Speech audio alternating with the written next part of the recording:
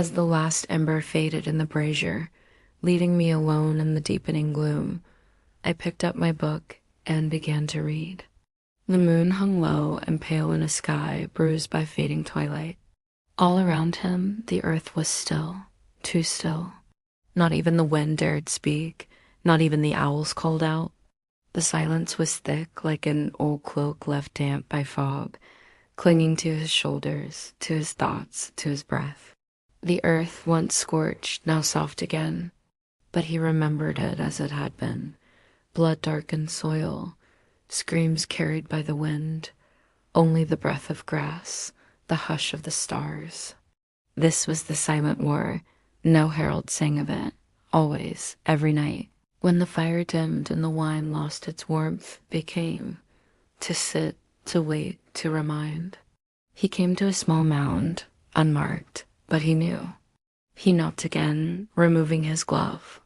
He touched the earth bare.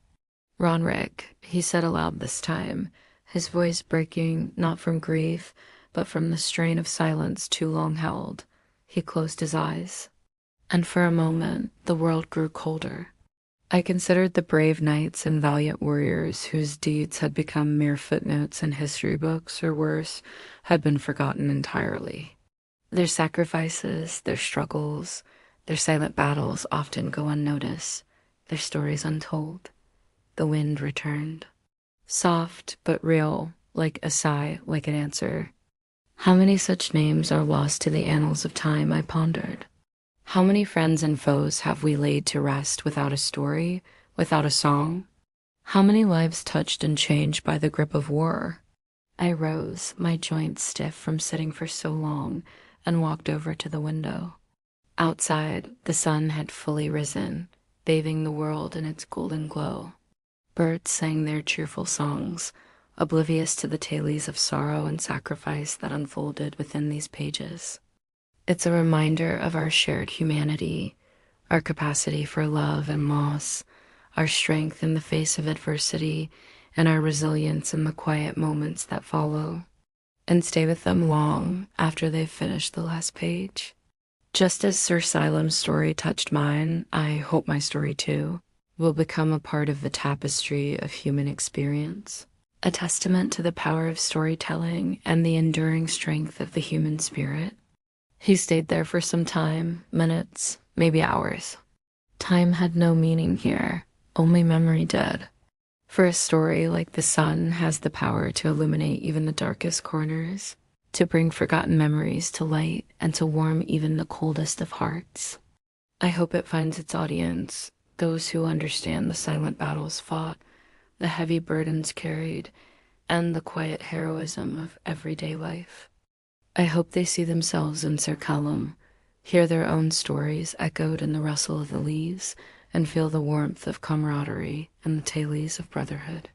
The tale of Sir Salem burned brightly in my mind, refusing to be contained. In the silence following the story, I heard the echo of his footsteps on the battlefield, the weight of his grief, the burden of his memories. I saw the wildflowers blooming defiantly in the vale of Ashwind, a symbol of resilience in the face of destruction. Eventually he stood slowly, wearily. The night was darker now. The stars had multiplied. The moon veiled behind drifting clouds. For all the friendships lost and found, for all the battles fought, not with swords, but with memories. As the first rays of dawn crept through my window, I finished the last page, my hand aching from the effort, my heart brimming with a strange mix of sorrow and satisfaction. But in life, who carry their battles within them until their very end? I looked at the completed manuscript, feeling the weight of the story resting in my hands. This story deserved to be told, to be sung around campfires and whispered by bards in taverns. It needed to be etched in stone and passed down through generations until the very fabric of the world remembered it. He returned to Elric, mounting again with quiet effort. There were more places to visit, more silent wars to honor. No scribes recorded it in great books. No minstrels wept its verses beside tavern fires. The bravery, the sorrow, The quiet dignity of Sir Callum resonated deep within me, stirring emotions I thought long buried. And yet, every knight who survived the clash of kingdoms fought it, his comrades fallen. His own blade, heavy with the weight of duty. Tonight it was quiet. Elric halted without command, as though the horse too remembered. Salem dismounted slowly, as though afraid to break the stillness, his armor creaking like old wood. He knelt, pressing a gloved hand to the soil. The story wasn't just about war and battles. It was about the scars that never quite heal, the choices that haunt us, the friendships lost, the bonds of brotherhood severed by necessity, and the struggle to find peace amidst the ruins of what once was. Here, beneath this very patch of earth, was where Sir Ronric fell, his closest friend, his brother in arms. It had taken me by surprise, this tale of Sir Selim. I hadn't expected such depth, such raw emotion to surface as I listened. I looked at the empty hearth, letting the dying embers symbolize the fading light in the knight's life. Not by the sword, but by a decision Selim had made. He hadn't spoken Ronric's name aloud in months, not even in prayer. Now the word sat on the edge of his tongue. "Forgive me," he whispered. The knight swallowed the words, gently, as though the wind itself did not want to disturb them. Sir Salem of Aldwine rode slowly, the reins loose in his hands, his steed, Elric, stepping gently as though mindful of sacred ground. The war had ended, or so they said. But in the heart of the night, the war had only changed its name. No longer a clash of shields and banners, but a quiet war of memories, of faces he could not forget, names carved into the hollows of his heart, moments replaying endlessly in the corners of his mind. The banners no longer flew above stone towers. The castle gates were unguarded. The battlefield lay silent beneath tall grass, yet inside the weary night, there was no peace. Only silence, and silence could be louder than battle. He came upon the Vale of Ashwind, an open plain where wildflowers now bloomed where swords once fell. He stood again, tall, alone, listening, but there was nothing. He walked forward, into the field, slowly, each step stirring the ghosts beneath the roots. He did not fear them. They walked beside him now. I let the story wash over me, each word a brushstroke painting vivid pictures in my mind's eye. In the fading firelight, I saw the haunted look on his face, the weight of memories pressing down on him like a physical burden.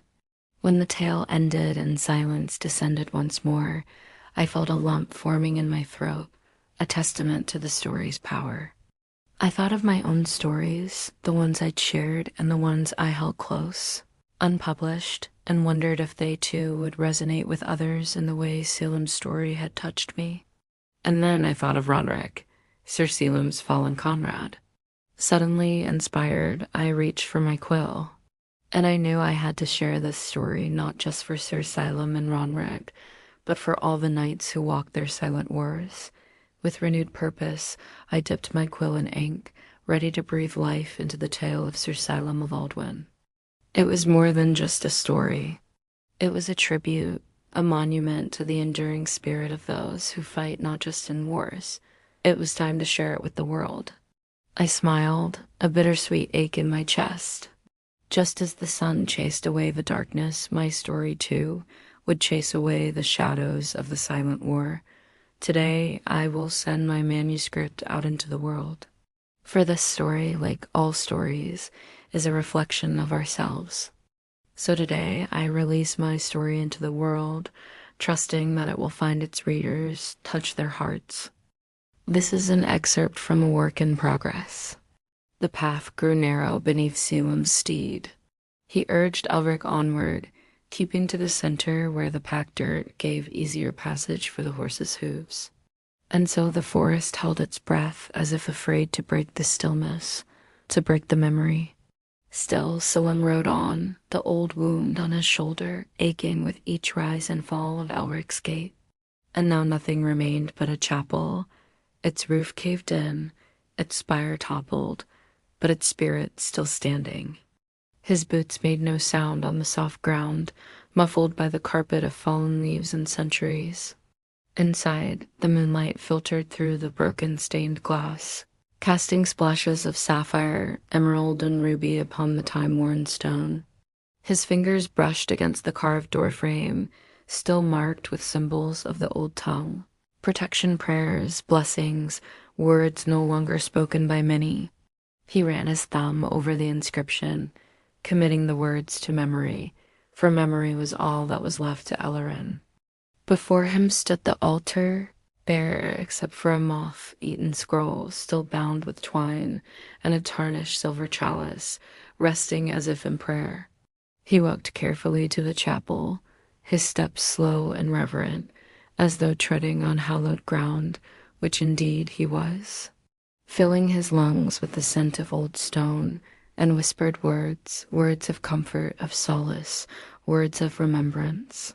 For he realized that grief could not mend the broken past, nor could sorrow bring back what was gone.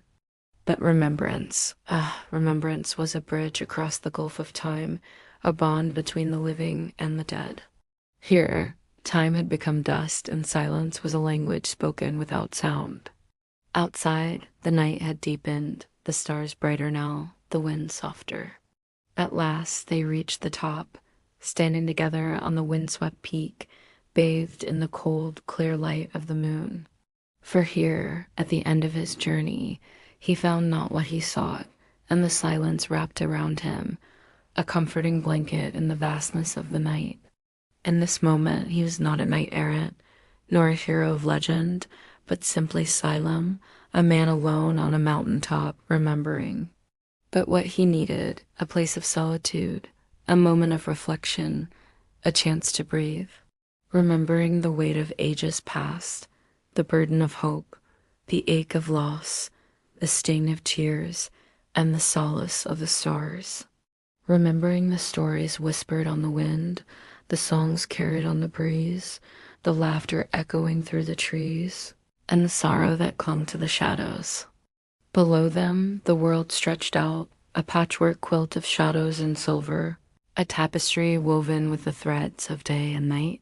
Above them, the sky was a dome of inky black, studded with 1,000 million lights, winking and twinkling like stars, scattered diamonds across velvet. As he mounted Elric, he felt a surge of energy, a lightness in his limbs. He did not speak. And then another, until a chorus of chimes rose above the night, faint, yet somehow clear, echoing across the emptiness of the ages. And he knew with a sudden, startling certainty that Ellerin remembered. The moon climbed higher, bathing the world in silvery light, turning the gnarled branches of the trees into dancing shades and painting the forest floor in hues of black and gray. There was nothing more to say here. All he needed to say had been said in the silence of the chapel. All he needed to feel had been felt on the cold stones of the altar. The candle he carried sputtered on his breast, its flame flickering uncertainly in the vast emptiness. And at its peak, the final echo of his journey, he urged Elric forward, the horse falling into a steady pace, his hooves drumming a soft tattoo on the hard ground, his breath misting in the cool air, his mane and tail flying like banners in the gathering darkness. At last he got slowly to his feet, his joints aching with the effort, and walked to the far wall, wet for the echoes of laughter and the ghost of songs past. Until at last the trees thinned and the mountain peak emerged from the darkness stark and imposing against the star-strewn sky. As they approached, the path grew narrower, winding and turning, leading ever upward. The air grew colder, the wind snatching at their cloaks and whipping their hair across their faces. Wept for Ellerin, a name almost forgotten, a place almost gone, a memory almost lost. There, built into the crumbling masonry, was a recess, its purpose long forgotten. Placing the candle within it, he let the flame settle, the soft golden light dancing across his weathered face, creasing his grim frown and the stark white scar that marred his dark skin. revealing something few had ever seen in the stoic night. Not strength, not steel, but grief, shaped into silence. Strong. The tower above it leaning gently like a tired sentinel watching over his ruined post. Its bells, once the pride of the kingdom, hung silent. He saw the shadows stretching and shifting on the floor, heard the whisper of wind through broken panes, felt the chill of stone seeping into his bones, smelled the decay of ages past and the promise of new growth. He listened to the heartbeat of the earth beneath him, steady and sure, a lullaby that had cradled civilizations to sleep for millennia, and he wept, tears hot on his cold cheeks. Not since the day the town was taken and never rebuilt. He knew no shortcuts, but trusted to the forest's wisdom. This path, he knew, led to places untouched by man and forgotten by time. Untouched and forgotten, perhaps here he would find what he sought. To either side, roots curled like ancient fingers from beneath the moss, grasping at the stony way. The trees opened up as if stepping aside for memory itself. And there lay the remnants of a once sacred place, Ellerin, a village built not with stone, but with devotion. Here the river whispered prayers to the mountains. Here the waterfalls sang songs of joy and sorrow. Here the very earth healed the sick and blessed the pure of heart. Every now and again, one would cross the path, whispering under hoof. Overhead, branches swayed lazily, making room for the sliver of moon that shone between them. The night sky a soft blanket of deep velvet and silver pinpricks. Somewhere an owl stirred, but did not speak. Even it perhaps remembered Ellerin. For this was a road seldom traveled, a track rarely trod by man or beast. After what seemed an age, the forest ended suddenly. Long ago, it had been a place of prayer, of song, of healing. Sir Salem reined in Elric, letting the horse graze in the dew-kissed grass while he dismounted. He pushed open the heavy oak door, which creaked like an old man sighing. He walked slowly, breathing in the silence, the scent of dust, of wood, of wax, and something older, sorrow. And so he sat, kneeling before the altar, his shoulders heavy with the weight of ages past. He looked around at the shattered remnants of a life lived, of songs sung and loved ones laid to rest. Wept for those who had laughed and loved within these four walls. Wept for those who had prayed and hoped and dreamed. Wept for those whose names were lost to the winds of time. And then as the last of his tears fell, he straightened, wiping his face on his sleeve. He took a deep breath. With renewed purpose, he rose and walked to the door. He turned the horse gently toward the north road, a road few traveled, a path leading to solitude, for beyond it lay the mountain. As they rode, the forest closed behind them, the trees forming a protective ring around the sacred space, guarding the secrets held within their ancient hearts. They rode in silence, companionable silence, broken only by the sound of their passing, the whisper of leaves, and the murmur of the river still. Salem urged Elric on, his gaze fixed ahead, his jaw set in grim determination. He dismounted, letting Elric graze while he walked to the edge, his boots finding purchase on the rocky ground, his eyes searching the darkness below. As he stood there, the wind tugged at his cloak, the cold seeped into his bones, the stars wheeled overhead. Remembering all he had seen, all he had felt, all he had lost, and all he had found. And as he stood there, the wind shifted, carrying with it the faintest of sounds, a single note, low and clear, like a bell ringing in the distance. The path had grown steep. The stones beneath his hooves were older here, covered in moss, slippery with time. Above him, the stars turned slowly, it seemed, watching. Behind him, the chapel bells had faded, and all that remained was the whisper of the wind and the heartbeat of a tired night. Sir Salem said nothing, not a word to break the quiet, not even to Elric. Silence slid down from his saddle, smoothing his cloak about him. The armor beneath chafed uncomfortably against his skin, a constant reminder of the burden he carried. Salem paused, studying it, feeling a deep, unsettling hum beneath his feet. The air grew colder, the temperature dropping with each upward step. The trees thinned, revealing a vast, cloud-strewn sky above. The path became steeper, the rocks larger, the going more difficult. A time when hope flickered brightly within his chest, and the world was full of wonder and possibility. The mountain had shown him the truth, the harsh, unforgiving truth that life was a tapestry woven with joy and sorrow, hope and despair, love and loss. There were no neat resolutions here, no tidy conclusions. At first he dismissed it, attributing it to his overactive imagination, the product of a mind stretched too thin by years of conflict and strife. But then he saw it again, a flash of white against the dark backdrop of the sky. And then the stag vanished, melting away into the twilight, leaving Salem alone on the precipice of the world. He stood there for a long time, watching where the stag had disappeared, listening for the sound of its retreating footsteps, knowing that he would never forget this moment, that the memory of it would stay with him long after the physical sensations had faded. He turned slowly, his eyes narrowing, his grip tightening on his sword. He knew now what he had to do, what sacrifices he had to make to restore balance to the world. And as he made his way down the mountain, the echoes of the stag's steps ringing in his ears, he walked with a lighter step, his shoulders squared, his gaze fixed on the path ahead. The weight of his burdens had not lessened, but he carried them now with a sense of calm determination, knowing that every step he took brought him closer to his destiny. Only echoes of what had been and whispers of what could have been. It regarded him with ancient, knowing eyes, unblinking, unwavering. Time seemed to stop.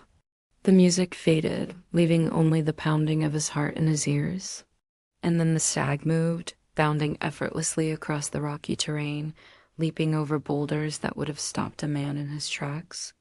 It paused on a higher ledge, turning to face him, its silhouette stark against the fading light.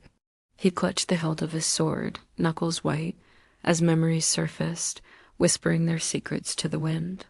He had come here seeking answers, hoping to find some semblance of peace. But the mountain offered no solace, only a harsh, unfiltered glimpse into the abyss of existence.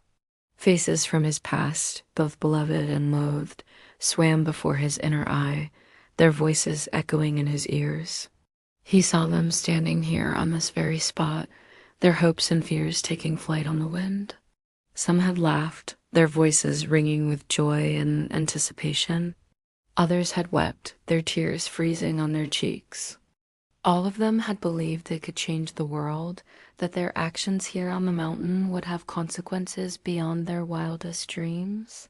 But Salem pressed on, driven by an unseen force, a compulsion to reach the top.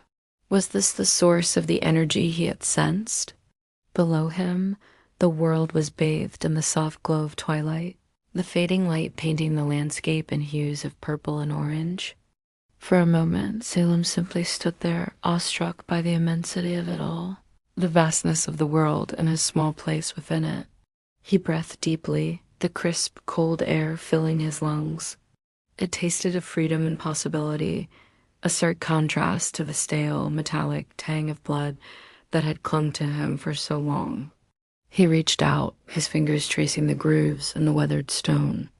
It was a lament, a dirge, a sound that spoke of loss and regret, of battles fought and lives lived and loved ones lost.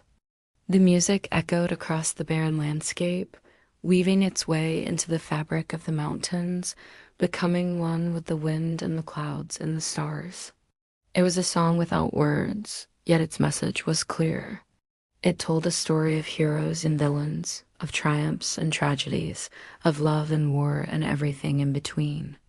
It was the story of the mountain itself, the story of Mount Eldara, once called the Dreaming Mountain by those who knew its lore. They said the mountain never truly slept, but dreamed, and those who reached its peak would hear things. Not with ears, but with memory, with soul. The chill of ages past seemed to seep into his bones. His hand rested on the pommel of his sword hilt, a silent promise to himself. He would not draw it unless forced. He would not shed blood on this journey, not tonight. For hours they had ridden in silence, but it was a silence woven with understanding. It had become a song. Elric shifted restlessly, sensing his master's turmoil, but did not urge him to speak. For some wounds are too deep to be spoken aloud, even when the tongue has healed. Yet Silam sensed no joy in the animal's heart, only curiosity and loyalty. Loyalty that transcended understanding. Loyalty that was unwavering and pure. Patting Elric's neck, Selim spoke softly. "You wait here, old friend. This I must do alone." When the shadows lengthen and the light begins to fail, Selim raised his head, sniffing the still air. Pine, dew, and something more. Something faint, yet strangely familiar, like the echo of a half-remembered dream. Turning to Elric, he murmured, "We're close." The horse snorted, pawing at the ground, eager to reach whatever lay ahead. The horse whickered, as if in reply, then settled, its eyes soft, unmoving still. As he began to climb, the forest grew thicker, the trees crowding closer, their branches interlaced overhead, forming a living roof. The light struggled to penetrate the thick canopy, leaving long, dancing shadows on the path ahead. With each step, the sounds of the world faded away, replaced by the crunch of gravel beneath his boots, the rustle of unseen creatures in the undergrowth, the whisper of the ancient trees themselves. Suddenly, a small clearing opened up before him. In the center stood a moss-covered stone monolith, its surface etched with strange, archaic symbols. As quickly as it began, the sensation faded, and with a shrug, Selim continued his ascent. Before him, the sky opened up, revealing a breathtaking vista of mountains and valleys spread out like a wrinkled, sleeping giant. And then he heard it, carried on the wind, a faint, mournful sound that tugged at his heartstrings, a melody of sorrow and longing. He descended into thought, letting the melody wash over him, carry him away to a time before pain and duty and loss had defined his existence. But Selim knew better. He had seen too much, suffered too much to believe in happy endings or fairy tales. He shook his head, trying to clear away the images, the memories that clung to him like cobwebs, threatening to smother his resolve. And then he saw it, a flicker of movement in his peripheral vision. There, perched on a nearby crag, was a magnificent white stag, its antlers a crown of twisted bone against the darkening sky. For a moment, they simply stared at each other, man and beast, knight and stag, warrior and wild thing. When he finally turned away, he did so with a newfound sense of purpose, a clarity of vision that had been obscured for so long. "Hey everyone, welcome back. So I've got a confession to make. I am not good at mornings. Now, don't get me wrong, I love the quiet hum of a new day. I love how everything feels possible. And I think the best place to start is with some solid advice. It comes and goes as it pleases, which is great if it decides to stick around for longer than 5 minutes. But we all have those days where it feels like your motivation has abandoned you and you were stuck in neutral. When this happens, it can be really hard to get out of bed and face the day. Believe me, I know how that feels. After all, this is a fantasy show based on a tabletop game. So of course we're going to have some epic battles and heroic deeds. But before we get to that, let's take a moment to appreciate the beauty of a well-crafted cup of tea. No, this tea is packed with antioxidants and natural remedies that can help soothe the body and mind. Head over to our website and order your box of Spirit of the Phoenix today. Use the code LEGEND at checkout and get 15% off your entire order. Don't miss out on this chance to experience the magic of Spirit of the Phoenix for yourself. You can choose from a variety of blends, each one crafted with the same care and attention to detail. Whether you prefer loose leaf or tea bags, we've got you covered. And if you're feeling extra fancy, Why not treat yourself to one of our handcrafted tea sets?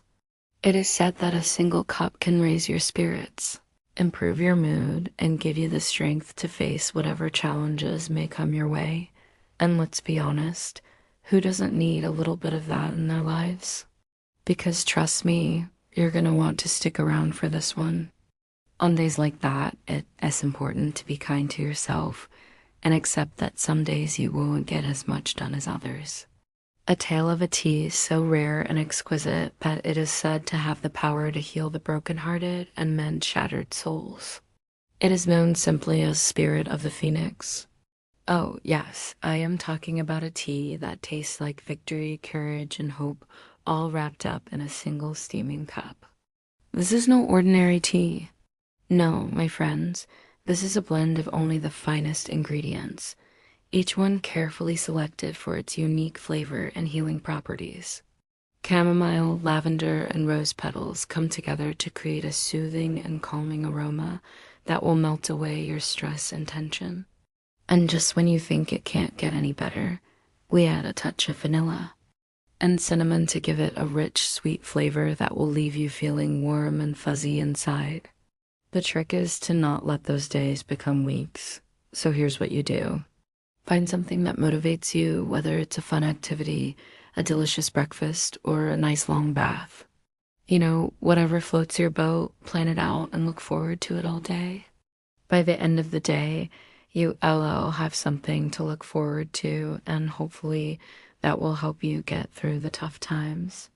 I know I say that all the time, but really, you guys look it up. It's in the dictionary next to, quote, "If you're anything like me, the idea of doing the same thing every day for the rest of your life sounds like a fate worse than eternal torment." But hear me out. Sure, routines are boring, but they're also necessary. Think about it. A routine is essentially a set of habits that you've built up over time. And habits are what allow you to function in society. Without them, you wouldn't be able to hold down a job, keep your house clean, or make friends.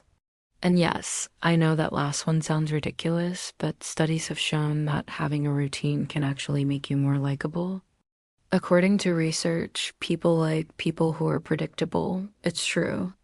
We all like to know what to expect from the people in our lives. And if you have a routine, you're more likely to be able to provide that stability. So yeah, routines might be boring, but they're worth it. Okay, so first, let's talk about why exactly mornings are so hard. Trust me, I know it can be hard to put these tips into practice, especially when you're struggling. But it's important to remember that you're not alone. Everyone struggles sometimes, and the best thing you can do for yourself is to reach out for help. Whether it's talking to a friend, joining a support group, or seeking professional help, reaching out can make all the difference. And hey, if all else fails, just remember that coffee is always a good idea. The most obvious reason that comes to mind is that you're tired. And I'm not talking about feeling sleepy or yawning a lot. I'm talking about being mentally and emotionally drained. You know, when you go to bed at night, but instead of drifting off to sleep, you lie there staring at the ceiling trying to figure out where everything went wrong. Yeah, well, that's not uncommon. In fact, it's incredibly common. According to statistics, 26% of us spend more than an hour lying awake every night thinking about our problems. And even if you're not part of that 26%, it can still happen from time to time. Well, it turns out that when you spend all night tossing and turning, it makes waking up a lot harder. So if you're tired, try to figure out why. Are you worried about something? Did something happen that upset you? Or maybe you just need to take a break and focus on self-care. Whatever the reason, try to address it because that's the only way to stop it from becoming a habit. I love sipping coffee while watching the sunrise, preferably from somewhere high up where you can see everything for miles. The problem is less the morning itself and more waking up in the morning. You know what I mean? The dark before the dawn is cozy and comforting, like being tucked into bed with a good story and a promise of more adventures to come.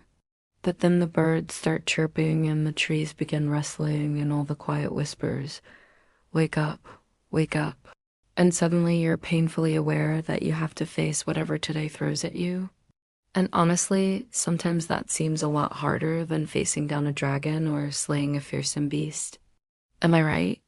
Well, today I wanted to talk about why exactly mornings are so hard for some of us and what we can do about it. Next, let's talk about motivation. Motivation is a weird thing. Now let's move on to a big one, routine. Routines are boring. That's a fact. All right, I know these tips aren't exactly groundbreaking, but hear me out. Sometimes the simplest solutions are also the best ones. All right, now that we've covered the basics, let's dive into the good stuff, shall we? In the realm of tea, there is a legend whispered only among the most discerning drinkers, but the benefits of Spirit of the Phoenix go beyond just tasting good. Now, I know what you're thinking. Where can I get my hands on this magical elixir? Well, I've got good news for you. But wait, there's more. For a limited time only, we're offering a special discount for fans of our show. This is our story, and thank you for being a part of it. If you enjoy what we do, please consider supporting us. We love hearing from you.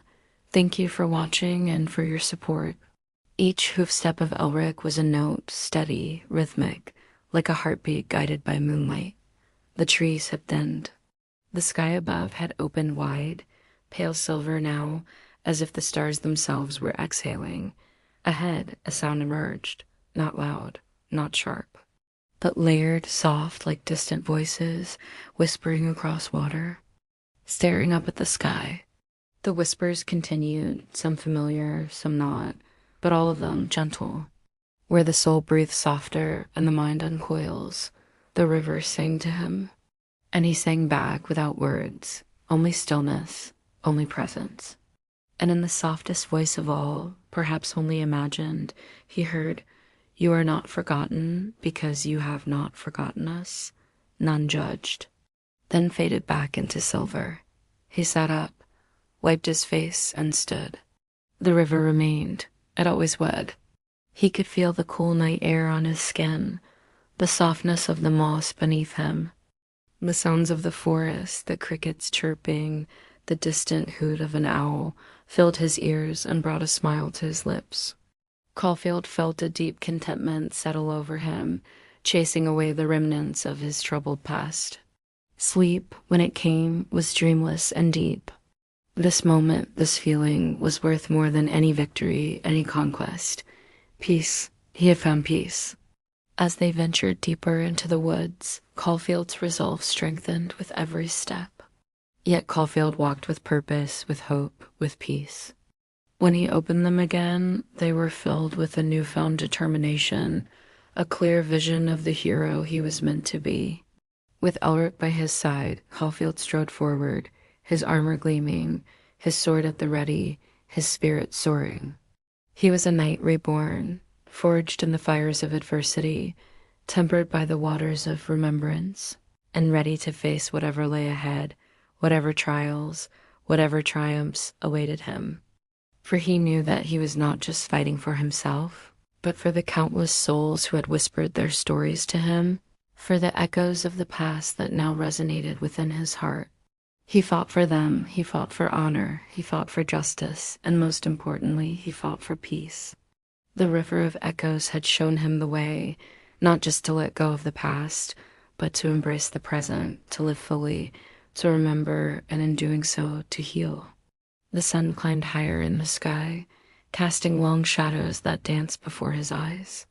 The wind rustled through the leaves, whispering tales of courage and resilience. Caulfield's heart swelled with gratitude for this moment, for the gift of a new day, for the chance to forge a new path, to write a new chapter in his story. He was ready to face whatever lay ahead, whatever challenges, whatever battles awaited him, for he knew that he was not alone. He had the strength that came from facing his past, from acknowledging the pain he had carried for so long. And he had the companionship of a loyal steed, a bond that transcended words, a connection that spoke to the deepest parts of his soul, as if listening to Together they turned east again. The knight rose, his joints protesting slightly, and ran a hand through his tangled hair. The horse whickered softly, pawing the ground as if eager to start their day. Caulfield smiled, feeling a kinship with the noble beast that went beyond their shared journey. Elric had been more than a mount, more than a companion. He had been a silent witness, a patient listener, a steadfast friend. Beside him, Elric snorted softly, pawing the ground with a hoof. The horse whickered, nudging Caulfield gently with his shoulder as if sensing his companion's thoughts. Caulfield reached out, resting a hand on the horse's neck, stroking the powerful muscles there. Elric leaned into his touch, his warm breath puffing out in a white cloud in the chilly night air. Together they stayed in silence, two souls seeking solace in the quiet embrace of the forest, toward whatever lay ahead, but with lighter steps, lighter breath, and hearts no longer so burdened. A keeper of echoes, and now a keeper of him. Birdsong filled the air, weaving a melody of new beginnings. Caulfield awoke, refreshed and invigorated, his spirit lighter than it had been in years. He stretched, feeling the stiffness of his muscles ease and the clarity of purpose flow through his veins. The events of the previous night, the river of echoes, the release of his burden, felt like a dream, yet the peace that now resided within him was as real as the sun's warm rays on his skin, none blamed, only remembered. The fire crackled softly, casting dancing shadows on the surrounding trees. Elric grazed peacefully, his massive form a comforting presence beside Caulfield. The knight sat cross-legged, his gaze distant, lost in the flickering flames. His chest rose and fell steadily, his breathing deep and calming. Despite the chill of the night, Caulfield felt warmth radiating from somewhere deep within him, chasing away the lingering coldness of his past. The weight that had burdened him for so long seemed to have lifted, leaving him lighter, freer. And in that remembrance came peace. Each whisper, each memory, a stone carefully placed upon the foundation of his soul. They had judged him harshly, these souls, yet their judgment had become absolution. Their pain, their sorrow, their anger, woven together with his own, had created a tapestry of shared humanity. He was not separate from them, he realized, but connected. Connected by the threads of emotion, of experience, of life and death. The river of echoes. Few remembered its name. Even fewer remembered its song. That Sir Salem had heard it once in his dreams, and now it welcomed him. The path now curved with gentleness, like a lullaby hummed by the earth. The grass grew softer underfoot as they approached. Then they saw it. The river, still and dark, yet shimmering like silk in starlight. But beneath that shimmer there was movement, not of fish, not of reeds, but of sound. He dismounted once again, his boots sinking gently into the riverbank's moss. He removed his gloves and stepped closer. Kneeling, he touched the water. And the moment he did, the whispers clearer, voices dozens, hundreds, all layered like wind through trees, rain on rooftops, pages turning in forgotten books. They were not speaking words. Not at first, only feelings, and then a name. Salem. He froze. The water had spoken. No, not the water, the memories within it. He closed his eyes and listened. Remember me, a soft child's voice. Then a woman's voice, older, maternal. You were kind when others were not. Then another. You held my hand when I died. Then another. You did not look away. Then silence. And in that silence came tears, not loud, not shattering, but quiet and long overdue. Callum sat down fully now by the river's edge. No armor, no shield, just a man, remembering. He whispered back, I remember you, each one. Each soul, not by name, but by moment, by presence. By the weight they had placed on his heart. And slowly the whispers changed. They began to hum not a song, but a tone, soothing, healing, like balm upon an old wound. The river of echoes was not a place of sorrow. It was a place of acknowledgement, of witness, of laying down what had been carried too long. He lay back on the moss. Elric stood nearby, unmoving, as if guarding the moment. Callum did not sleep, not fully, but drifted in that space between wakefulness and dreaming. The wind shifted, a breeze moved across the water, and for a brief second the river shimmered in golden light. He walked to Elric, and the steed lowered its head to him, as if understanding. A hush fell over the clearing. In the peaceful solitude, his thoughts drifted back to the moments by the river of echoes. He looked down at his hands, no longer clenched in fists, but open, relaxed. And in that peace, he knew he was not alone. As the night deepened, the fire dwindled, the shadows grew longer. Morning broke, painting the sky with hues of gold and rose. He turned to Elric, who stood patiently, his head lowered, his ears pricked, listening to the symphony of the forest. Together, they left the clearing, their steps lighter, their spirits higher. The path ahead was uncertain, the destination unknown. He closed his eyes, inhaling deeply, the scent of pine and earth filling his lungs. This is a story about memory, about how we hold it, shape it, lose it, find it, hurt it, and heal it. I prefer to keep it simple, but everyone insists on formality. You can call me Selim. I am a soldier, a knight of House Selim. My house has been in the service of King Alaric for 5 generations, and right now I am on my way to meet him. For this was not a place for hooves or harness. He was not the first to find this place, but perhaps the first in generations to understand it. He walked slowly into the heart of the city. He turned. A figure stood behind him. Not quite shadow, not quite spirit, woven of light and memory. A guardian of this place, but in his hand rested a stone, smooth, warm, etched with a single rune. It pulsed faintly. A gift. From the city, from its roots, from its heart. He stood, bow low. And as I sat up, the king was kneeling beside me. Blood ran down his face, but he was smiling. The roots are kind, he whispered. They let me wake up again. And as the sun climbed higher in the sky, he stood and walked toward the east, away from the elderwood, away from the city beneath the roots, toward the distant hills in his kingdom. And I knew he wouldn't look back, because when you remember who you are, sometimes it's best to leave the past behind. And whispered, "Thank you." As he stepped from the cavern back into the hush of the forest, the entrance behind him faded. Not closed, just hidden again, waiting for another who needed it. He returned to Elric, who looked at him with eyes that understood, and together they rode on, carrying not just a memory, but a part of the city itself, forever. "Why have you come?" she asked. "To remember," Salem whispered, "and to be remembered."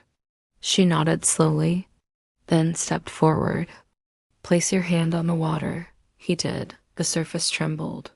And then he saw everything, not just his life, but the lives of all those he'd touched, helped, fought beside, mourned, loved, and even those he had failed.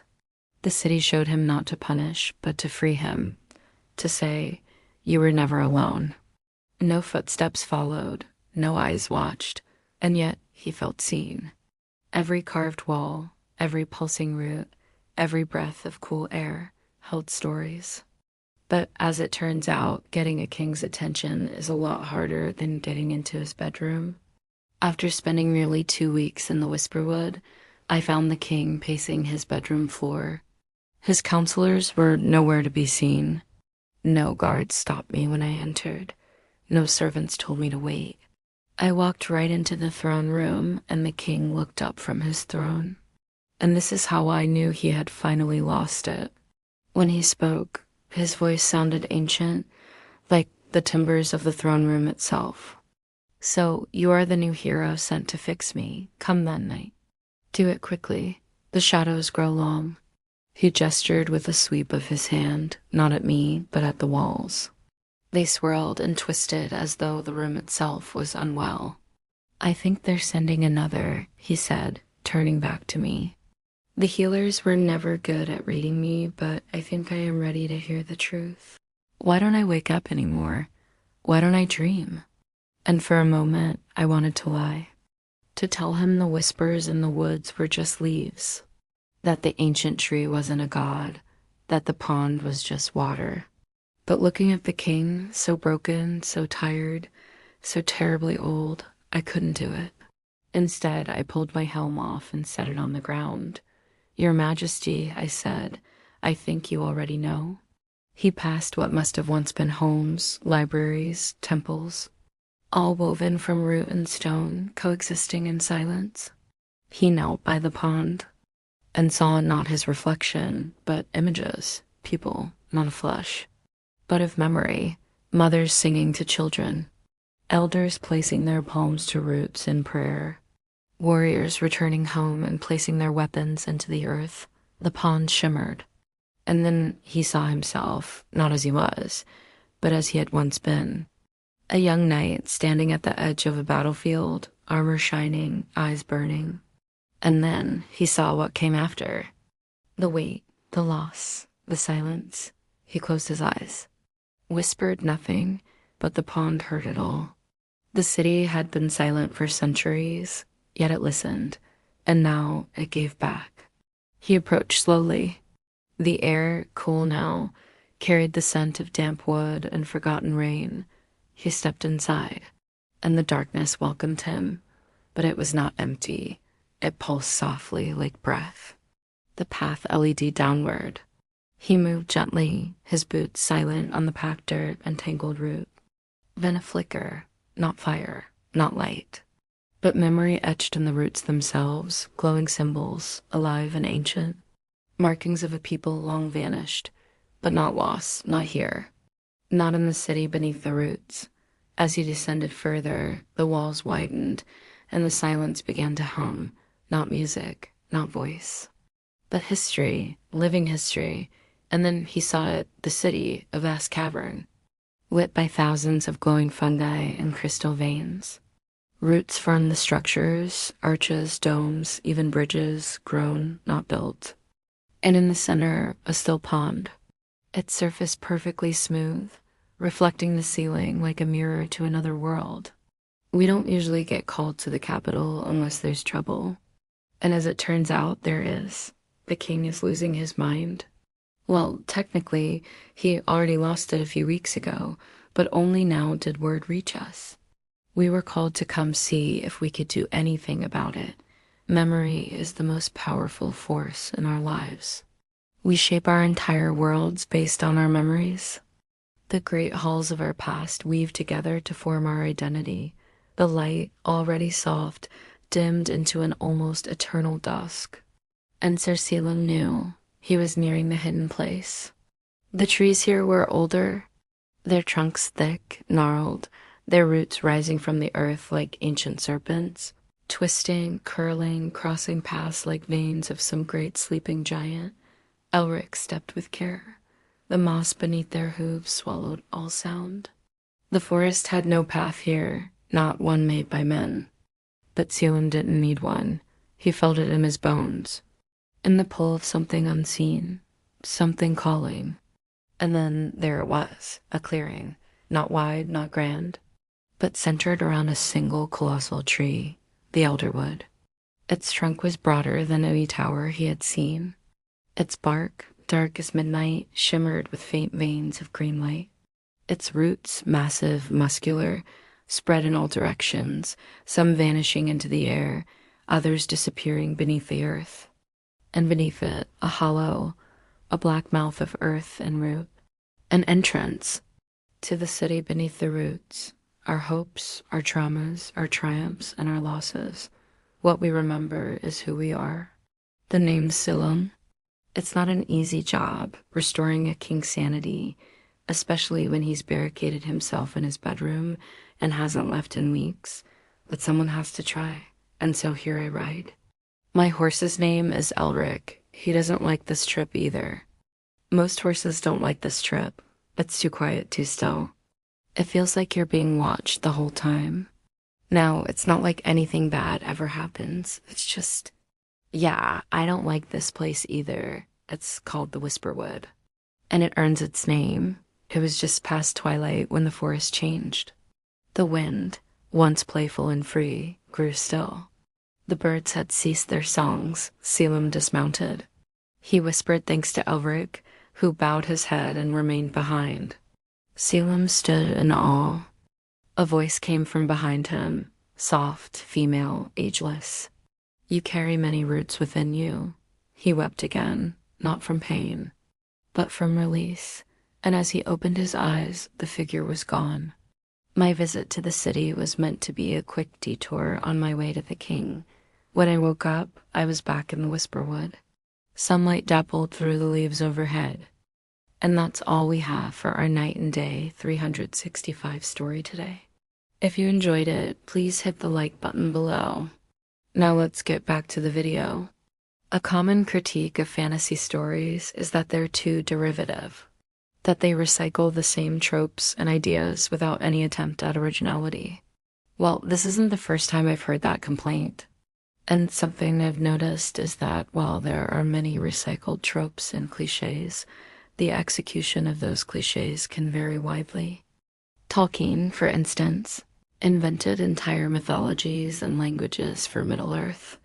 Sanderson creates hard magic systems with very specific rules. And Abercrombie writes gritty anti-heroes who make terrible decisions and suffer for them. He rested a calloused hand on Elric's neck, murmuring soothing words. The forest held its breath, every leaf and twig frozen in anticipation. Then another snap, closer this time. The creature took a tentative step forward, then another, its eyes wide and wary. Selim held his ground, his gaze unwavering. The creature hesitated, then dropped the canteen and backed away slowly, disappearing into the darkness as quickly as it had come. Whatever lurked in the shadows stirred, revealing itself slowly. As he brought it to his lips, the moonlight glinted off something inside. As dawn painted the eastern sky with hues of rose and gold, Callum stood tall, his armor gleaming anew. The soft light of dawn reflected in his determined eyes, chasing away the shadows of the night. It was a journey of the heart, a quest to reclaim the fragments of his soul lost in the darkness. The forest gave way to rolling hills as the sun climbed higher in the sky. Suddenly, the night spurred Elric into a gallop. "Stand aside, Kelgar," Callum commanded, his voice ringing with authority. "Your time will come," Kelgar snarled, drawing his own blade. The stone in his hand pulsed with renewed vigor, lending him strength he never knew he possessed. With a roar that shook the very forest around them, Callum unleashed a torrent of energy, sending his attackers sprawling. He pressed his advantage, driving them back, his movements fluid and graceful. The other horsemen fanned out, forming a circle around the lone knight. Summoning his courage, he charged forward, sword raised high. But Callum was ready. With a swift movement, he disarmed Kelgar, sending the heavy blade clattering to the ground. Kelgar stared in disbelief as the knight loomed over him, his sword at his throat. "Yield, Kelgar," Callum commanded, his voice echoing with the power of the ancient kings. "It is over." The forest fell silent, the only sound the pounding of hearts and the creak of leather. If you enjoyed it, please hit the like button below. Now let's get back to the video. With the stone secure in his palm, he mounted Elric and rode toward the rising sun. Clutching the edge of a nearby rock for support, he peered at the stone in his palm. The knight urged his horse forward, eager to reach his destination before the sun reached its zenith. His sword flashed in the sunlight, parrying blows and delivering cuts that made the blood of his enemies run cold. But there were too many, and as Callum stumbled, a spear thrust forward, catching him off guard. Pain flared in his shoulder as he cried out and fell to one knee. The stone in his hand pulsed warmly, guiding him like a beacon, its light growing stronger with each passing moment. Their faces were grim, their eyes hard and cold. The leader, a tall, muscular man with a cruel sneer, raised a hand, halting Callum's advance. Well, what do we have here? A lone knight seeking his demise? He jeered, amusement dancing in his eyes. It seemed to pulse in time with his heartbeat, its light growing brighter, more intense. Memories flooded back, memories of a day long past when the world was full of light rather than shadows. Startled, he dropped it, the canteen clattering to the forest floor. His eyes widened as he saw a faint pulsing light within the metal. Carefully, he reached for it, his fingers brushing against the smooth, cool surface. The horse snorted, nuzzling the knight's arm before lying down with a sigh. Selim lay beside him, gazing upward. At the canopy of stars, his mind drifted to battles fought, to victories won and losses mourned. He remembered the feel of his father's strong hand on his shoulder, the sound of his mother's gentle voice, the warmth of his sister's smile. These memories were like beacons in the darkness, guiding him, reminding him of the light that still flickered within him. Each scar on his body, each line etched on his face told tales of valor and sacrifice. In the distance, the flickering lights of the settlement twinkled like fallen stars. He had left them behind, seeking solace in the embrace of the silent wood. The knight was young, yet his face bore the weight of ages. His armor, once polished and gleaming, was now dulled with grime and scratches. His warhorse, Elric, mirrored his weariness, his flanks heaving gently as they walked.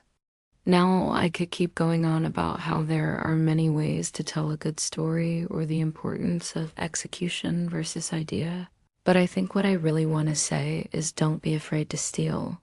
Today, however, I would like to address it. You see, I've been reading quite a lot of fantasy lately, both new books and old ones. Around him whispered the leaves of ancient trees, their branches bare and reaching like gnarled fingers. The forest floor was soft beneath his mount's hooves as he moved deeper into the woods. Night had returned, yet it came not with fear, it came with stillness. Now I don't mean steal in the traditional sense.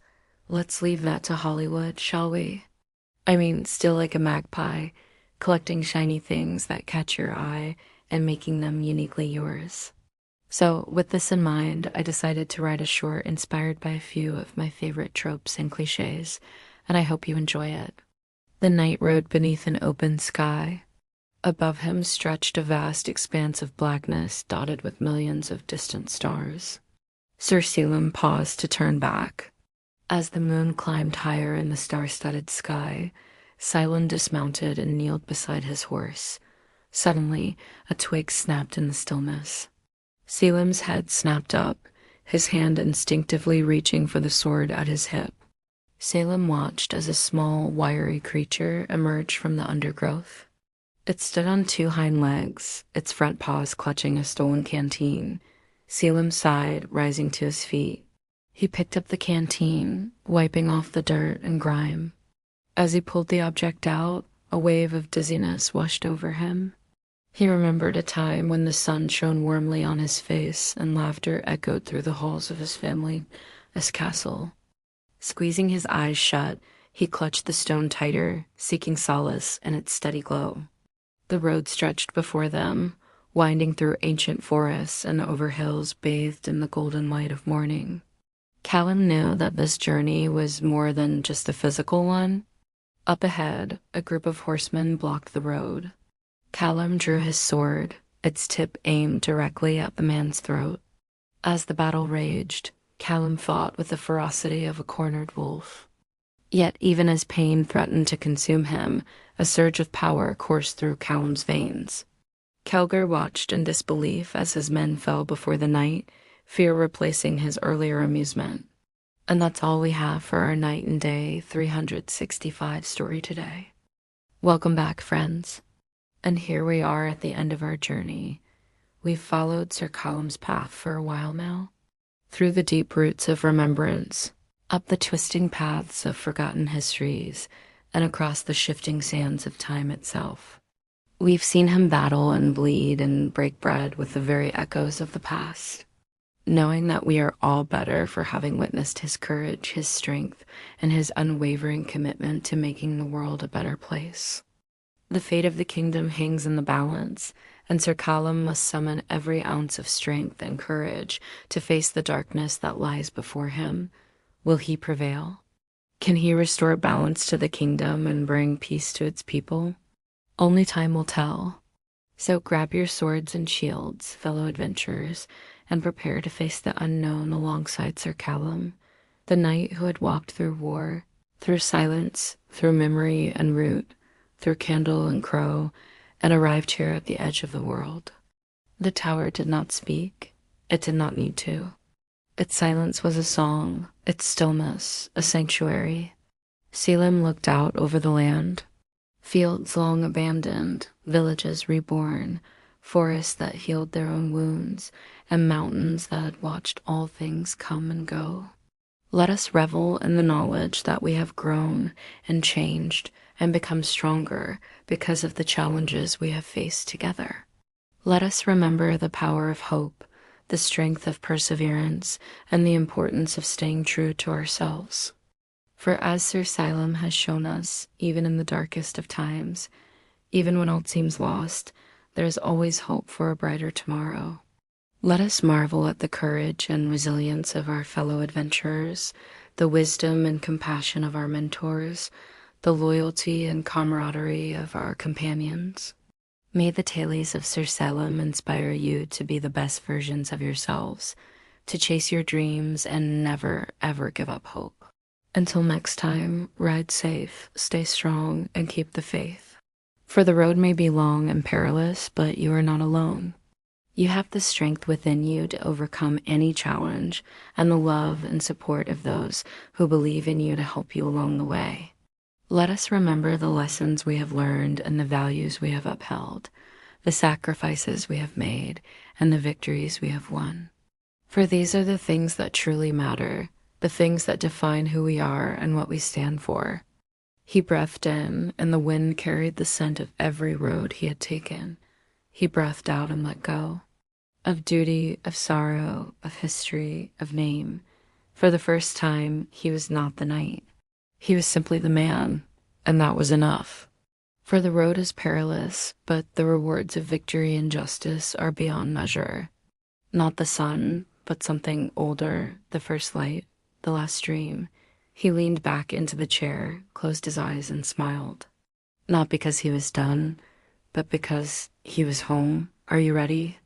As we close this chapter of Sir Callum's story, let us take a moment to reflect on the epic journey we have shared.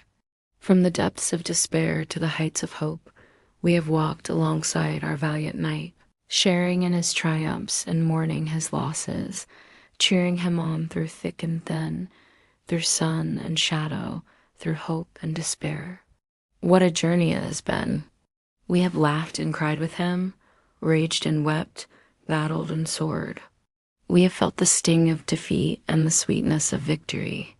We have seen the best and worst of humanity and everything in between.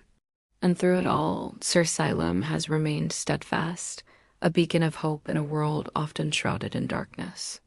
Let us stand as one and proclaim with pride, Sir Callum, we salute you. Go forth, brave knight, and may your legend live on forever. And now we find ourselves standing at the precipice of his final trial. Wherever that may lie, whatever form it takes, whatever shadows dwell there, we can be sure that Sir Callum will face it with the same courage, compassion, and quiet determination he has shown us all this time. The road narrowed, then rose. The trees, once endless companions, thinned until only stumps remained. And then even those gave way. He rested his forehead against Elric's. I know, he whispered. They had shared many roads. But this last one, he would walk alone. He stepped toward the tower. Its stones were cold to the touch, but not lifeless. Every brick bore the handprint of those who built it and those who had once stood watch.